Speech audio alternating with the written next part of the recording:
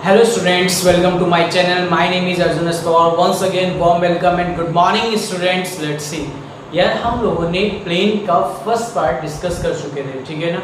आज हमारा प्लेन का सेकंड पार्ट होने वाला है। उससे पहले हम एक फायर रिवीजन करने वाले हैं। ओके, कुछ मिनट्स का फायर रिवीजन है। लेट्स सी, देखते हैं कैसे था। देखिए, कल आप लोगों ने जब डिस्कस किया था, हम लोग जानते हैं कि equation of plane in standard form. जब बात कर रहे हैं स्टैंडर्ड फॉर्म की, तो प्लेन की आज के बाद ध्यान रखेंगे जो स्टैंडर्ड फॉर्म होती है ax plus by plus cz plus d is equal to 0 होती है। ओके यार, ध्यान रखो। आपको मेरी बात तो याद हो कि मैंने आपको प्लेन के बारे में ये बताया था कि कोई ये प्लेन है, ठीक है ना। इस प्लेन में कोई भी दो पॉइंट को ज्वाइन करने वाली लाइन इस प्लेन के अंदर है, और एक लाइन जो प्लेन पर क्या है, परपेंडिकुलर है, ठीक है ना। उसे बोल देते हैं एन वेक्टर, ठीक है ना। तो वो इस लाइन पर भी क्या होगा, परपेंडिकुलर होगा। जो चीज प्लेन पर परपेंडिकुलर है वो अंदर उस लाइन पर भी क्या होने वाले हैं, परपेंडिकुलर होने वाले हैं। ओके, क्लियर होगी बातें। तो ये प्लेन के बारे में डिस्कशन था, ठीक है ना। अब बात आती है प्लेन की equation of plane in normal form में। नॉर्मल फॉर्म में आपने क्या पढ़ा था, R vector dot N cap is equal to D, जहां पे एन कैप क्या होता है, यूनिट नॉर्मल वेक्टर, और डी क्या होता है, perpendicular distance from the origin तक। ओके, ये वेक्टर फॉर्म थी। और इसी तरह से कार्टेशियन फॉर्म क्या थी, Lx plus My plus Nz is equal to D। ये आपकी कौन सी फॉर्म थी, आपके पास ये कार्टेशियन फॉर्म थी। ओके, अब बात करते हैं इक्वेशन ऑफ प्लेन। आपको इस तरह से गिवन होती है r vector dot n vector is equal to d। Okay, जहां पे ये n वेक्टर क्या होता है, नॉर्मल वेक्टर, और d क्या होता है, perpendicular distance from the other point. और यदि इस फॉर्म को आपको नॉर्मल के फॉर्म में कन्वर्ट करना होता तो आप क्या करते, इस पूरे प्लेन की इक्वेशन को डिवाइड करते थे मैग्नीट्यूड ऑफ n वेक्टर से, तो वो रिड्यूस हो जाती थी आपके पास यूनिट नॉर्मल वेक्टर की फॉर्म, यानी नॉर्मल फॉर्म में, ठीक है। कौन सी फॉर्म में क्या होती है, equation of plane in normal form, जब आप इसे मैग्नीट्यूड ऑफ n वेक्टर से क्या करते हैं, डिवाइड करते हैं। ओके, अब आता है नेक्स्ट पॉइंट, इन ए कार्टेशियन फॉर्म में। जब आपके पास इक्वेशन कार्टेशियन फॉर्म में होती तो आप इस इक्वेशन को कितने से डिवाइड करते थे, divided by root a square plus b square plus c square से ऑन बोथ साइड। तो जब ये इक्वेशन फिर कन्वर्ट हो जाती थी कौन सी फॉर्म में, equation of plane in normal form में। क्लियर होगी बातें यहां तक। ओके, अब चलते हैं नेक्स्ट पॉइंट की तरफ, equation of plane passing through. सबसे पहला पॉइंट आता है वेक्टर फॉर्म में। क्या होता है, जब आपके पास इक्वेशन ऑफ प्लेन गेट करते हैं पासिंग थ्रू a वेक्टर से परपेंडिकुलर है on the plane n vector, तो आप इक्वेशन क्या अप्लाई करते थे, r vector dot n vector is equal to a vector dot n vector का। इसी टाइप से की कंडीशन आ जाए इन कार्टेशियन फॉर्म में, तो आप कार्टेशियन फॉर्म में कैसे अप्लाई करते थे, पासिंग थ्रू होती थी x1 y1 z1, और उस प्लेन पर जो परपेंडिकुलर लाइन होती थी उसके जो drs होते थे वो क्या होते हैं, a b c। तो उसकी इक्वेशन क्या होती है, ax minus x1 plus by minus y1 plus cz minus z1 is equal to कितना यार, 0 के। ओके, ध्यान रखना नॉर्मल वेक्टर के drs लिए जाते हैं, यूनिट नॉर्मल वेक्टर के dc's लिए जाते हैं। ओके, ये था आपको फायर रिवीजन। ओके, चलते हैं नेक्स्ट पार्ट की तरफ, पार्ट नंबर 2। ओके, चलते हैं नेक्स्ट पॉइंट की तरफ। आज का जो हमारा लेक्चर होने वाला पार्ट नंबर 2, उसमें हम स्टडी करने वाले इक्वेशन ऑफ प्लेन के डिफरेंट टाइप से। Okay, let's see. देखिए, आपको कह रहे हैं कि यार equation of plane passing through 3 non collinear points. आपको इस प्लेन की इक्वेशन बतानी जो 3 नॉन कोलिनियर पॉइंट्स पे पासिंग थ्रू हो रहा है। सबसे पहले समझते हैं कोलिनियर की कंडीशन। कोलिनियर क्या होता है, कोलिनियर होता है 3 और more point lies on a line. Okay, तो दीस गिवन पॉइंट्स आर कोलिनियर, यानी 3 या 3 से ज्यादा पॉइंट यदि एक लाइन पर लाइज करिए तो आप उसे क्या बोल कर देंगे यार, कोलिनियर। ओके, अब बात कर रहा हूं 3 नॉन कोलिनियर की कंडीशन को। तो 3 नॉन कोलिनियर कंडीशन कैसे होती समझते हैं। आपके पास ये कोई एक प्लेन है, ठीक है, ये कोई एक प्लेन है। इस प्लेन का ओरिजिन पॉइंट से इस प्लेन में 3 पॉइंट लाइज करते हैं, A, B and C। Okay, जिसका ओरिजिन से position vector A vector, B का पोजीशन वेक्टर B वेक्टर और C का पोजीशन वेक्टर C वेक्टर है आपके पास। ओके, ये इनके पोजीशन वेक्टर हो गए आपके पास। इसी प्लेन के अंदर कोई एक स्टैंडर्ड जो पोजीशन वेक्टर है, जो हमने क्या है P पॉइंट है, जिसका पोजीशन वेक्टर कितना हो गया, R वेक्टर हो गया। ओके, अब आपने क्या किया, इस P पॉइंट से आपने A को ज्वाइन किया, B को ज्वाइन किया, आपने C को ज्वाइन किया। ओके, पॉइंट क्लियर हो गया। मैंने A को ज्वाइन कर दिया C से, परफेक्ट हो गया, तो सारे पॉइंट आपस में ज्वाइन हो गए हैं। ओके, अब आपको प्लेन की इक्वेशन बतानी है जब गिवन हो 3 नॉन कोलिनियर पॉइंट्स। तो लेट्स सी मैं क्या करने वाला हूं, ऑरिजिन से परपेंडिकुलर लाइन ड्रॉ करूंगा जो ऑन द प्लेन पर क्या होगा, नॉर्मल का वर्क करेगा। ओके, तो ओरिजिन से परपेंडिकुलर लाइन ड्रॉ करी मैंने एक पॉइंट पर, जैसे मैं एक पॉइंट पर परपेंडिकुलर लाइन ड्रॉ करूंगा तो ये नॉर्मल की क्वांटिटी को डिफाइन करेगा। किसकी डिफाइन करेगा, नॉर्मल, क्योंकि मैं पता है कि प्लेन पर जो लाइन परपेंडिकुलर ड्रॉन होती है उसे क्या कॉल करते हैं, नॉर्मल। तो ये प्लेन पर परपेंडिकुलर है, ऑब्वियसली इस पॉइंट पर भी क्या होगा, ये परपेंडिकुलर होगा, एम आई राइट, इस पे भी क्या हो जाएगा, परपेंडिकुलर। तो यार अभी बात बताओ, मेरे पास एक पॉइंट पर ये क्या हो गया, परपेंडिकुलर हो गया, तो एंगल कैसे बनेगा, एंगल बनेगा बी से सी की तरफ। इट मींस कैसे समझेंगे बात को, आपके पास एक क्वाड्रेटिक की स्पेस आ गई यार, आपके पास ये पॉइंट से, ठीक है, ये पॉइंट है आपके पास, ये ए है, ये बी है, ये सी है। तो यार इसकी डायरेक्शन देखो कैसे होगी, आपके according right handed screw law क्या होता है, राइट हैंडेड स्क्रू लॉ में आप लोग अपना कर्व इस तरह से रखते हैं, अपने पाम को इस तरह रखते क्या करते हैं, उसको रोटेट करते हैं, रोटेट इस तरह से होगा ना। तो ये जो थंब होता है ये 90 डिग्री नॉर्मल को रिप्रेजेंट करता है, किसको रिप्रेजेंट करता है, नॉर्मल। तो यानी इस पे एक पॉइंट से हमने क्या किया, परपेंडिकुलर लाइन ड्रॉ होगी, इस समय बोलते हैं एन वेक्टर है। तो यार इसका जो एंगल रोटेट होगा, पाम के बॉडी रोटेट होगा, जिस तरह से आपकी फिंगर क्या होती जा रही है, रोटेट होती जा रही है, तो बी से सी की तरफ रोटेट हो रही है, किसकी तरफ हो रही है, बी से सी की तरफ, यानी इस तरह से रोटेट हो रही है, तो एंगल इसके अकॉर्डिंग बन गया। तब जब भी एंगल इस तरह से रोटेट होता है तो आपको याद होगा यार, मैंने कहा था वेक्टर है, इन दो वेक्टर का इनिशियल पॉइंट क्या हो, सेम हो, और एक परपेंडिकुलर लाइन ड्रॉ हो रही है, तो हमेशा वहां पे यूज क्या होती थी, क्रॉस प्रोडक्ट यूज करते थे। आप लोग क्या यूज करते थे, क्रॉस प्रोडक्ट। तो यानी इट मींस यार एन वेक्टर आपके पास कितना आ गया, a B vector cross A C vector. Okay, clear हो गया तक बात है, अब तो डाउट नहीं है। तो यार एक बात बताओ, अब मैंने कहा कि जो मेरा प्लेन है किसी भी पॉइंट से पासिंग थ्रू हो सकता था, वो ए से भी, बी से भी, सी से भी, मैंने ए से करा रखी पॉइंट की कंडीशन को, ठीक है ना, क्योंकि मैंने ए पे क्या डाला, परपेंडिकुलर ड्रॉन किया ऑन द प्लेन। ओके, आप बी को भी यूज कर सकते हो, आप यहां से सी से भी यूज कर सकते हो, ठीक है ना, अकॉर्डिंग टू यू। ओके यार, अब हमने ए को यूज किया, तो यार मैंने कहा कि जो मेरा प्लेन है एक पॉइंट से पासिंग थ्रू हो रहा है, दूसरा क्या है, उससे परपेंडिकुलर है ऑन द प्लेन। तो इक्वेशन ऑफ प्लेन क्या होती है, अभी हमने 5 रिवीजन में भी रिवीजन किया है कि इक्वेशन ऑफ प्लेन क्या होती है, जब एक पॉइंट से पासिंग थ्रू होती है, r vector minus a vector dot n vector is equal to 0। A vector क्यों, क्योंकि ए पॉइंट से पासिंग थ्रू हो रही है, यदि वो बी पॉइंट से पासिंग तो मैं लिखता बी वेक्टर, वो सी पॉइंट से पासिंग थ्रू तो मैं क्या लिखता है, सी वेक्टर। क्लियर होगी बात, तो क्या कंडीशन होगी, आर वेक्टर माइनस के ए वेक्टर डॉट एन वेक्टर मतलब a B vector cross A C vector is equal to कितना हो गया, 0 हो गया। ओके, अब ए बी माइनस ए सी क्या आ गया आपके पास, समझिए यहाँ पे बात को, आपके पास गेट हो गया आर वेक्टर माइनस के ए vector dot A B vector क्या लिख सकता हूं, position vector of B minus position vector of A. ये गेट हो गया position vector of B minus position vector of A, फिर माइनस ए सी वेक्टर को क्या लिखा, सॉरी माइनस क्या है, cross A C vector position vector of C minus position vector of A is equal to 0। It means R vector minus के ए vector dot B vector minus के ए vector cross सी vector minus के ए vector, क्योंकि origin से A की position vector A, B का position vector B, C का position vector C था। तो ये आपको फाइंड हो गई बेटा equation of plane passing through 3 non collinear points in vector form. तो ये अप्लाई करेंगे एज योर चॉइस, आप ए पॉइंट से भी पासिंग थ्रू करा सकते हैं, आप इसे बी पॉइंट से, यदि आप बी पॉइंट से पासिंग थ्रू कराते हैं तो इक्वेशन ऑफ प्लेन क्या गेट होता है आपको, आप ये भी यूज कर सकते हैं, बात समझिए साइक्लिक प्रोसेस के अकॉर्डिंग, ए के बाद आता है बी के बाद आता है सी के बाद आता है ए। तो जैसे यहाँ पे ए माइनस हुआ तो उसके बाद क्या आता है बी और सी, तो आपने क्या लिखा बी और सी, उसमें से ए माइनस कर दिया। यदि मैं लिखना चाहूंगा यहाँ पे बी, तो मैंने लिखा आर वेक्टर माइनस के बी वेक्टर, तो बी के बाद क्या आता है सी, फिर क्या आता है ए, तो डॉट पहले सी फिर ए, दोनों में से माइनस कर दीजिए B vector cross A vector minus के B vector is equal to 0। Okay, clear की बात है अब तक। R vector minus C, C के बाद क्या आता है यार आपके पास ए के बाद क्या आता है बी, दोनों में से सी को माइनस कर दीजिए। ओके, इज इक्वल टू कितना हो गया यार आपके पास, 0 हो गया। यहाँ तक क्लियर होगी क्या बात है यार। तो इस तरह से आप लोग इसे फाइंड कर देते हैं कि एक पॉइंट से पासिंग थ्रू तो फॉर्मूला बन गया r vector minus a vector dot B vector minus a vector cross C vector minus a vector is equal to 0। इस तरह से सारी कंडीशन बन जाएगी। ओके, ये है इन वेक्टर फॉर्म में। इसी तरह से बात करेंगे इन कार्टेशियन फॉर्म में। यदि मैं बात करता हूँ इन कार्टेशियन फॉर्म में, तो हमेशा ध्यान रखेंगे आप लोग कार्टेशियन फॉर्म में प्लेन की इक्वेशन भाई 3 पॉइंट्स होंगे, ए x1 y1 z1, b x2 y2 z2 and c x3 y3 z3।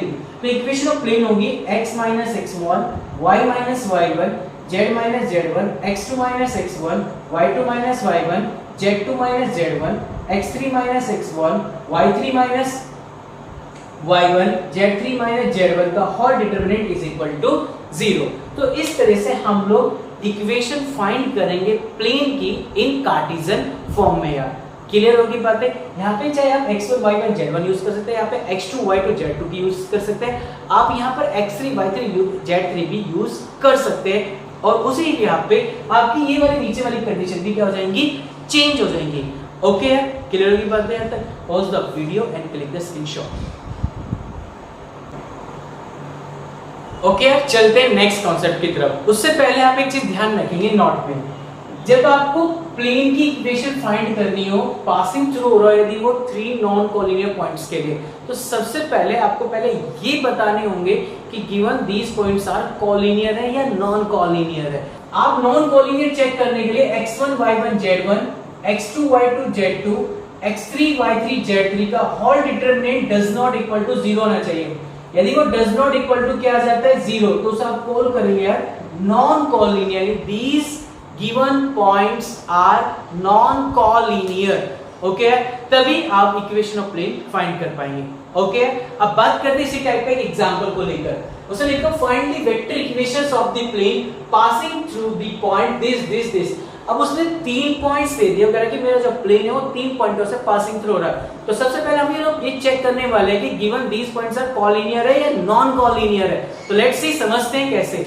देखिए यार सबसे पहले इसको आप लोग x1 कॉल कीजिए, x1 2 y1 5 z1 -3 x2 call हो गया आपके पास -2 y2 होगी -3 z2 हो गया यार 5 x3 कॉल हो गया आपके पास 5 y3 हो गई यार 3 z3 हो गया यार -3। ओके यार, अब बात करते हैं नेक्स्ट पॉइंट की तरफ। जब मुझे चेक करना हो नॉन कोलिनियर कंडीशन, तो पहले क्या करने वाला हूं, डिटरमिनेंट यूज करूंगा।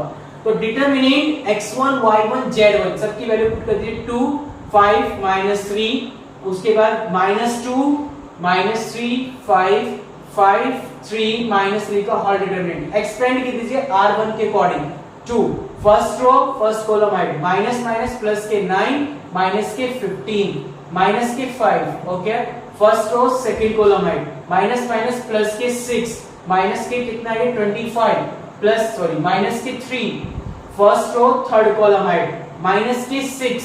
ओके, प्लस ही कितना हो गया 15। ओके, सॉल्व आउट करते हैं 2 9 माइनस के 15 माइनस के 6 और 6 की 2 के मल्टीप्लाई माइनस के 12 माइनस के हो गए आपके पास 19 5 से कितने हो गए प्लस के 95।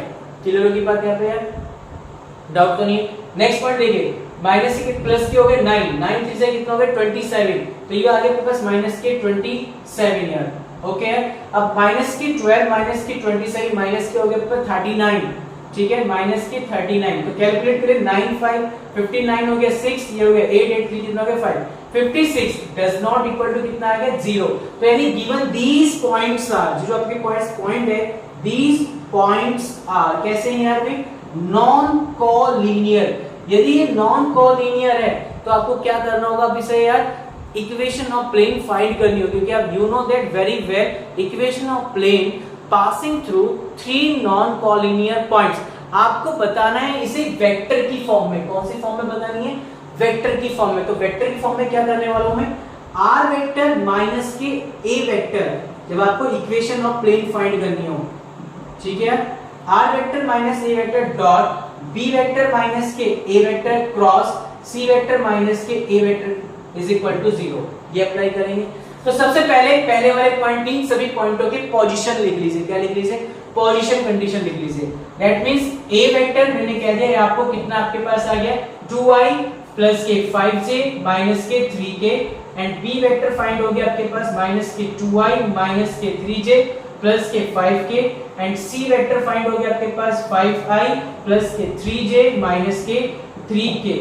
ये आपको गेट हो गया। ओके, अब एक बार होगा b माइनस का a वेक्टर कितना गेट होता है आपको, b में से a को माइनस कर माइनस के 2 माइनस के 2 माइनस के 4i माइनस के 3 माइनस के 5 माइनस के 8 से, प्लस 5 प्लस 3 प्लस के 8 के।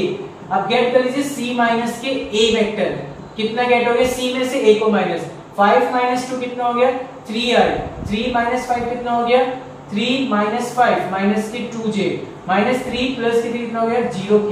ओके है, अब आपको करना क्या है, इन दो वेक्टरों की b माइनस a और c माइनस a की cross, b minus a cross c minus a vector की क्रॉस कर दीजिए, क्रॉस माइनस 4 यहाँ पे लिखेंगे i j k, cross method से यार, तो i j k, i की value minus 4 minus 8 plus 3 minus 2 0 का होल डिटरमिनेंट। हम solving and we get 69 plus के 24j plus 32k cap gate हो गया। ओके, अब आपके पास ये गेट हो गया b vector minus a vector cross c vector minus a vector, इसकी वैल्यू कंडीशन पुट कर दीजिए इस वाली फॉर्म में। ओके, तो जैसे आप पुट करेंगे तो आपको कितना लगेगा r वेक्टर माइनस के a वेक्टर की कंडीशन कितनी है यहाँ पे देखिए, 2i प्लस के 5j माइनस के 3k is equal sorry into dot product of b minus a cross c minus a की वैल्यू 16i प्लस के 24j प्लस के 32k cap is equal to 0। Okay, इसके साथ डॉट कीजिए, r vector की dot product इस पूरे से साथ कीजिए, कितना हो गया r वेक्टर डॉट 69 प्लस के 24j प्लस के 32k कैप लगेगा माइनस i के साथ कितना हो गया 32, j के साथ कितना हो गया 24, 5 हो गया 120, 32 की 3 से मल्टीप्लाई करते माइनस के 96।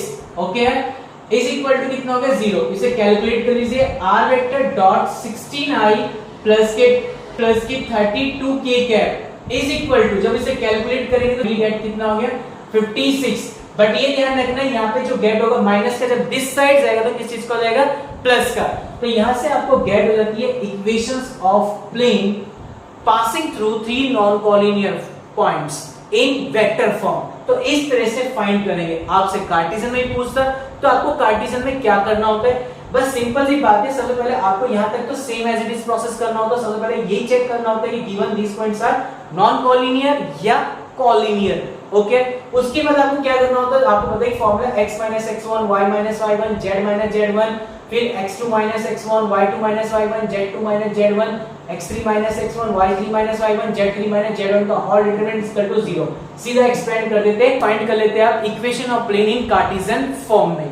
Okay, pause the video and click the screenshot. Okay, चलते हैं नेक्स्ट पॉइंट की तरफ। हमारा नेक्स्ट पॉइंट है इंटरसेप्ट फॉर्म में प्लेन की इक्वेशन को फाइंड करना। तो लेट्स सी, देखते हैं कैसे करते हैं। यार देखिए, इंटरसेप्ट एक होता है इंटरसेक्ट, एक होता है इंटरसेप्ट। देखिए दोनों का डिफरेंस क्या होता है। इंटरसेप्ट एक होता है इंटरसेप्ट। यार इंटरसेप्ट हमेशा एक्सिस को करते हैं हम लोग, यानी एक्सिस को जो हम लोग इंटरसेप्ट करेंगे, ठीक है, इस तरह से इंटरसेक्ट। लाइनों का हमेशा इंटरसेक्ट होता है, लाइनों को क्या होता है इंटरसेक्ट। एक्सिस पर जब भी कट होगा तो वो क्या होगा, हमेशा इंटरसेप्ट होगा। जब भी कोई लाइनें एक्सिस को कट करती है तो हम कॉल करते हैं उसको इंटरसेप्ट की बात है। तो मुझे डिफरेंस बताना था, सॉरी मुझे फाइंड करनी थी इंटरसेप्ट फॉर्म में प्लेन की इक्वेशन। तो देखो कैसे करेंगे। आपके पास सपोज दैट ये 3 डायमेंशन फिगर है, x axis y axis z axis, जिसका ऑन x एक्सिस पर इंटरसेप्ट पॉइंट है a, y एक्सिस पर इंटरसेप्ट फॉर्म है b, z एक्सिस पर इंटरसेप्ट है c पॉइंट। यानी ये जो प्लेन है x axis y axis z axis पर a b c इंटरसेप्ट करता है।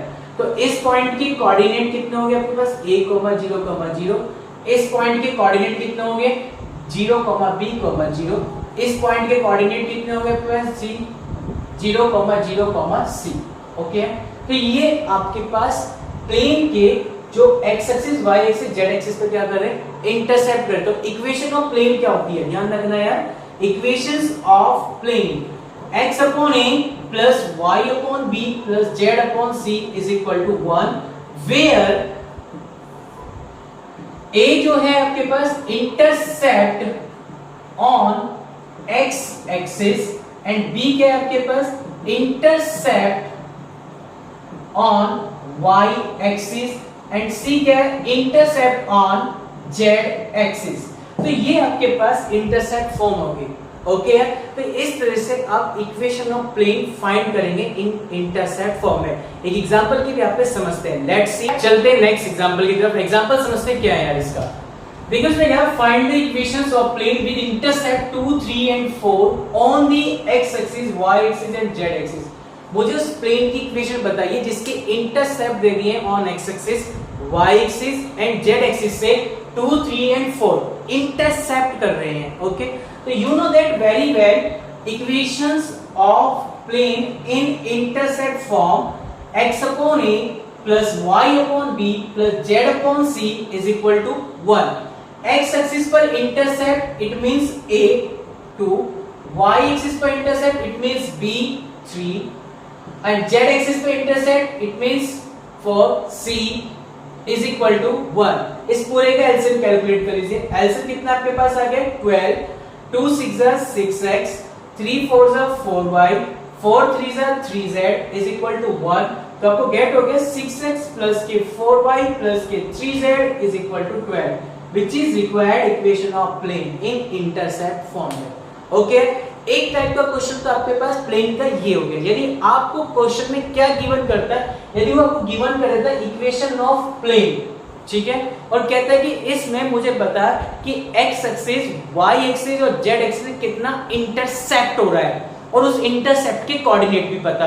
तो कैसे करता है, आपके पास प्लेन की इक्वेशन ये गिवन कर दिया थी उसने, तो आप कैसे करेंगे इसे इंटरसेप्ट की फॉर्म में कन्वर्ट. आप ध्यान रखिए जब भी आपके पास प्लेन की इक्वेशन होती है जो इंटरसेप्ट फॉर्म में होती है तो इक्वल में कितना होता है यहाँ पर 1 और यहाँ पे कितना आ रहा है 12. तो सबसे पहले आप इस सबको पूरे को कितने से डिवाइड कर देंगे, 12 से डिवाइड कर देंगे. कैंसिल आउट कर लेंगे, x के अपॉन में, y के अपॉन में, z के अपॉन में कुछ ना कुछ क्वांटिटीज आएंगी. जो x के अपॉन में आएगी उसे हम बोलेंगे x एक्सिस पर इंटरसेप्ट यानी इट मींस a. जो y के अपॉन में होगी उसे आप बोलेंगे इंटरसेप्ट ऑन y एक्सिस यानी इट मींस b. जो z के अपॉन में होगी उसे बोलेंगे intercept on z axis it means c. तो आपके वहां पे क्या गेट हो जाएंगे a b c, जो x axis, y axis, z axis को क्या करेंगे, इंटरसेप्ट करेंगे. ओके, अब बात करते हैं यदि आपको इनके कोऑर्डिनेट भी बताने हैं तो कोऑर्डिनेट क्या बताते हैं, जब मैं ऑन x एक्सिस पे होता हूं तो यार एक बात बताओ, तो केवल मैं x को तो टच करूंगा तो y कितना होता है 0. तो याद करो कितना हो गया, y और z कितना हो जाएगा 0. तो a, 0, 0 तो वहां से a की वैल्यू पुट कर देंगे और इस तरह से. इसी टाइप से जब मैं ऑन y एक्सिस पे हूं तो y को टच करूंगा कितने हो जाएंगे 0, b, 0. जब मैं z एक्सिस पे हूं तो केवल z को टच करूंगा यानी y x और y 0 हो जाएंगे. तो 0, 0, c हो जाएंगे. ओके, क्लियर होगी बात इंटरसेप्ट की केसेस में. Pause the video and click the screenshot. Okay, चलते हैं नेक्स्ट पॉइंट की तरफ जिसमें हम लोग फाइंड करने वाले इक्वेशन ऑफ प्लेन. हमें उस प्लेन की इक्वेशन फाइंड करनी है जो टू प्लेन के इंटरसेक्शन से पासिंग थ्रू हो रहा होगा. यानी कैसे हम लोग उस प्लेन की इक्वेशन को फाइंड करने वाले हैं यार, जब दो प्लेन आपस में इंटरसेक्ट कर रहे होंगे और उनके इंटरसेक्शन पॉइंट से वो प्लेन क्या हो रहा होगा, पासिंग थ्रू हो रहा होगा. लेट्स सी, समझते हैं. देखिए ये मेरे पास बुक है, ठीक है, ये बुक को मैंने ओपन कर दी. जब आपने इस बुक को ओपन किया, दो प्लेन है, एक प्लेन ये रहा और एक प्लेन ये रहा. तो दोनों प्लेन आपस में इंटरसेक्ट कर रहे हैं ये वाली स्लाइड पे. तो इन दोनों के प्लेनों के इंटरसेक्शन से एक प्लेन क्या हो रहा है, पासिंग थ्रू हो रहा है. देखिए ध्यान से, equation of plane passing through the intersection of two given planes. यानी इन दोनों प्लेनों के इंटरसेक्शन से एक थर्ड प्लेन होगा जिसकी मुझे इक्वेशन बतानी है. सपोज दैट थर्ड प्लेन ये था, मुझे इसकी इक्वेशन बतानी है थर्ड प्लेन की.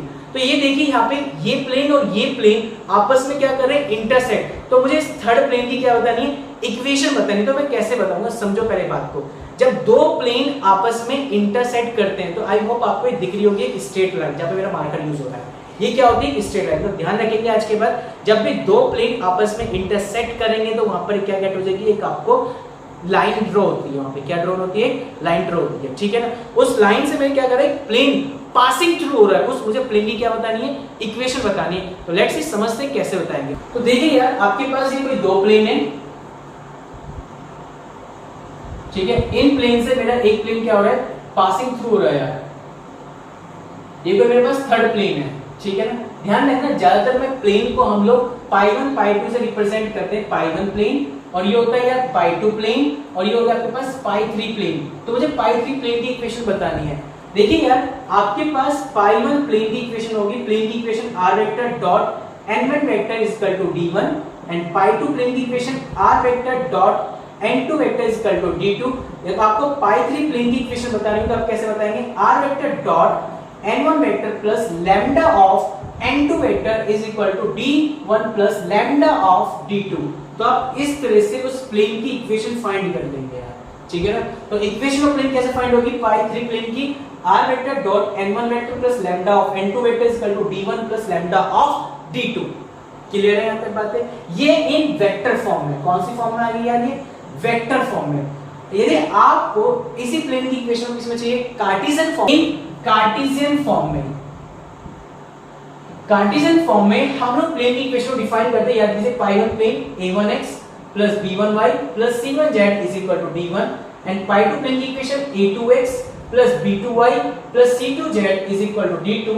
तो पाई 3 प्लेन की इक्वेशन क्या करेंगे, सच दैट इस वाले पाई 2 प्लेन में लैम्डा से मल्टीप्लाई कर दीजिए, तो आपके पास क्या हो जाएगा a1x plus b1y plus c1z plus lambda of a2x plus b2y plus c2z is equal to d1 plus lambda of d2।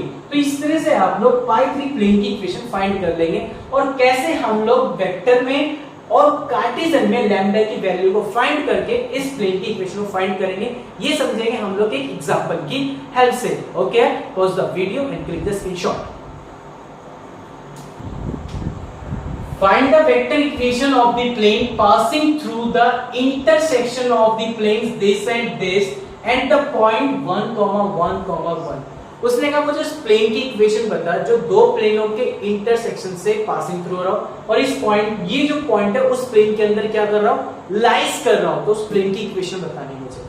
Let's see, समझते हैं। प्लेन पाई 1, उसने इक्वेशन दी आपको r vector dot i cap plus j cap plus k cap is equal to 6 and pi 2 plane r vector dot 2i plus k 3j plus k 4k cap is equal to minus k 5। एक चीज हमेशा ध्यान रखेंगे आप लोग, मैं plane को पाई से ही डिनोट करूंगा क्योंकि ज्यादातर हम लोग प्लेन को पाई यूज करके चलते हैं। पहले पॉइंट को इसको समझो, देखो हमने यहाँ पे क्या लिखा, माइनस। कभी भी डिस्टेंस माइनस में नहीं चाहिए, तो इसमें पहले क्या कर ले, माइनस से मल्टीप्लाई कर रहा हूं 2 से। तो r वेक्टर डॉट माइनस के 2i माइनस के 3j माइनस के 4k is equal two plus 5। Okay, ये आपके पास प्लेन की इक्वेशंस आ गई है। अब आपको पता है जब 2 प्लेन्स आपस में इंटरसेक्ट करते हो, हम लोग प्लेन पाई 3 की इक्वेशन गेट करते हैं। पाई 3 इसमें लैम्डा से मल्टीप्लाई करके कर दीजिए।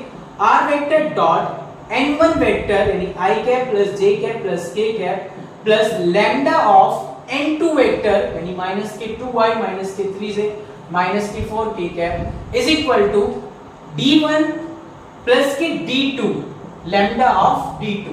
ठीक हो गया था बातें। चलिए, pi 3 plane such that r vector dot i को i के साथ, j को j के साथ और k को k के साथ यूज कीजिए। बताइए कितना आ गया, i को i के साथ यूज करोगे तो 1 माइनस की 2 लैम्डा ऑफ i, j को j के साथ कितना गेट हो गया 1 माइनस के 3 लैम्डा ऑफ j, k को k के साथ आपको गेट हो गया 1 माइनस के 4 lambda of k cap is equal to 6 plus 5 lambda. Condition number आपके पास रेडी हो गई है 1। ओके, आपके पास ये पाई 3 प्लेन की इक्वेशन आ गई, बट ये एग्जैक्टली कंप्लीट नहीं है। रीजन इसमें लैम्डा अभी अननोन स्केलर क्वांटिटी डिफाइन हुई है। इसको फिनिश करने के लिए उसने एक कंडीशन डिफाइन की है कि जो ये प्लेन है, इस प्लेन में ये पॉइंट क्या करता है, लाइज करता है। यदि ये पॉइंट इस प्लेन में लाइज कर गया तो इस प्लेन की इक्वेशन को क्या कर जाएगा, सेटिस्फाई। सेटिस्फाई करने का मतलब क्या है कि इसने ये जो पॉइंट दिए हुए ये r वेक्टर के दिए हुए, इट मींस r वेक्टर से डिफाइन किया i cap plus j cap plus k cap, क्योंकि पता है कि जब सेटिस्फाई होता है, सेटिस्फाई मतलब होता है कंडीशन को x y z की देती है। और आपको पता है यार xi plus yj plus zk क्या होता है आपके पास, r वेक्टर होता है। अब बात क्लियर होगी नहीं होगी? तो क्योंकि इसने क्या कहा था, जब दो प्लेन आपस में इंटरसेक्ट करते हैं, इन दोनों प्लेनों के इंटरसेक्शन से एक प्लेन पासिंग थ्रू हो रहा था और इस प्लेन के अंदर वो पॉइंट लाइज कर गया, तो उस प्लेन की इक्वेशन क्या करेगा, सेटिस्फाई। सेटिस्फाई करने वाला x y z के वैल्यूज में दी हुई है और आपको पता है कि ये x y z क्या होता है, r वेक्टर होता है इन वेक्टर फॉर्म में। अब तो क्लियर होगी बात। ओके, तो यार इसने क्या दिया है, r वेक्टर दे दिया आपको। तो यहाँ पे r वेक्टर की वैल्यू डिफाइन कर दीजिए। तो pi 3 such that i cap plus j cap plus k cap dot 1 minus के 2 lambda of i plus 1 minus 3 lambda of j plus 1 minus 4 lambda of k cap is equal to 6 plus 5 lambda. कर दीजिए i के साथ dot product कितना आ जाएगा, पाई 3 plane equation i के साथ, तो आपके पास आएगा 1 माइनस के 2 लैम्डा j के साथ प्लस 1 माइनस के 3 लैम्डा k के साथ 1 माइनस के 4 lambda is equal to 6 plus के 5 लैम्डा। माइनस 2 माइनस 3 कितना हो गया, माइनस के 5 लैम्डा, माइनस के 4 हो गया माइनस के 9 लैम्डा +1 हो गया आपके पास प्लस के 2 +1 हो गया प्लस के 3 को दिस साइड यूज कर दीजिए, सॉरी प्लस के 3 इज इक्वल टू कितना हो गया 6 प्लस के 5 लैम्डा। ओके, लैम्डा वाली प्रॉपर्टी को वन साइड, 3 को वन साइड, -5 लैम्डा से जाएगा तो माइनस के 14 लैम्डा, इसका 3 को दिस साइड ले तो हो गया 3, तो लैम्डा की वैल्यू गेट हो गई है माइनस के 3/14, ये आपको लैम्डा गेट हो गया। ओके, आप कैलकुलेशन एक बार चेक कर लेंगे, तो लैम्डा की वैल्यू कितनी हो गई है माइनस के 3/14। ओके, इस वैल्यू को पुट कर दीजिए कंडीशन नंबर फर्स्ट में, जहां जहां लैम्डा है वहां पर इसकी वैल्यू पुट कर दीजिए माइनस के 3/14। ओके, जैसे आप लैम्डा की वैल्यू इस प्लेन में पुट कर देंगे तो यहां से आपको गेट हो जाएगी equation of plane in vector form passing through two plane के इंटरसेक्शन से, कितने टू प्लेन के इंटरसेक्शन से पासिंग थ्रू हो रहा होगा, और उसमें जो ये पॉइंट होगा वो क्या कर रहा होगा, लाइज कर रहा होगा। ओके यार, तो इस तरह से आपने प्लेन की इक्वेशन निकालनी है, कर लेंगे यार। इस प्रॉपर्टी को क्या कर लेना आगे, डू योर सेल्फ, आपको कुछ नहीं करना है, मैंने आपको बता दिया कि लैम्डा की वैल्यू आपको यहाँ पे पुट करके उसको केवल क्या करना है, ओनली कैलकुलेट करना है। ओके।